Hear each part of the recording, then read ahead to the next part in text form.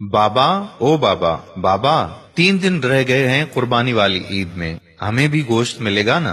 बाबा कहने लगा, हाँ हाँ, क्यों नहीं, बिल्कुल मिलेगा। बच्ची कहने लगी, बाबा लेकिन पिछली ईद पर तो किसी ने भी हमें गोश्त नहीं दिया था, अब तो पूरा साल हो गया है गोश्त देखे हुए भी। बाबा ने कहा, नहीं शाजिया, अल्लाह ने हमें भूखा तो नहीं रखा ना। मेरी प्यारी बेटी, हर हाल में अल्लाह का शुक्र अदा करना चाहिए। डॉक्टर साहब कुर्बानी के लिए बड़ा जानवर लेकर आए हैं और मास्टर जी भी तो बकरा लेकर आए हैं ना। हम गरीबों के लिए ही तो कुर्बानी का गोश्त होता है, अमीर लोग तो सारा साल गोश्त ही खाते हैं। खैर, आज ईद कुर्बान पर मौलवी साहब बयान फरमा रहे हैं कि कुर्बानी में गरीब मिस्कीन लोगों को नहीं भूलना चाहिए, उनके बहुत हुकूक होते हैं। शाजिया का बाप भी नमाज अदा करके घर पहुंच गया। घंटा भर इंतजार करने के बाद शाजिया बोली कि बाबा अभी तक गोश्त नहीं आया। बड़ी बहन राफिया बोली, चुप हो जाओ शाजी, बाबा को तंग क्यों कर रही हो? वो चुपचाप दोनों की बातें सुनता रहा और नजरअंदाज करता रहा।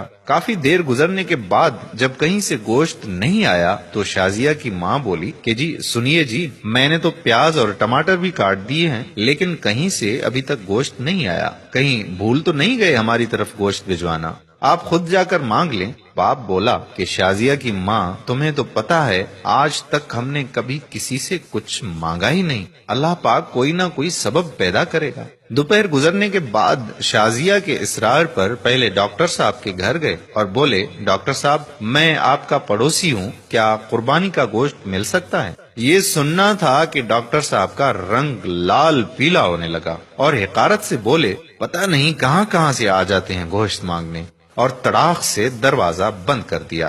तौहीन के एहसास से उसकी आंखों में आंसू आ गए और बोझल कदमों से चल पड़ा। रास्ते में मास्टर जी के घर की तरफ कदम उठे और वहाँ भी वही दस्ते सवाल। मास्टर जी ने गोश्त का सुनकर अजीब सी नजरों से देखा और चले गए।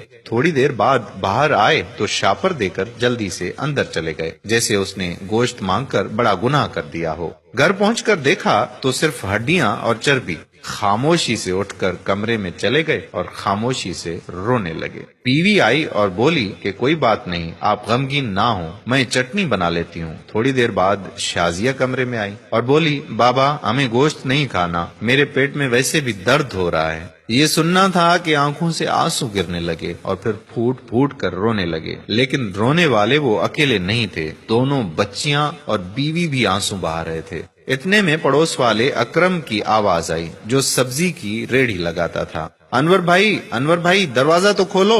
दरवाजा खोला तो अकरम ने 3-4 किलो गोश्त का शापर पकड़ा दिया।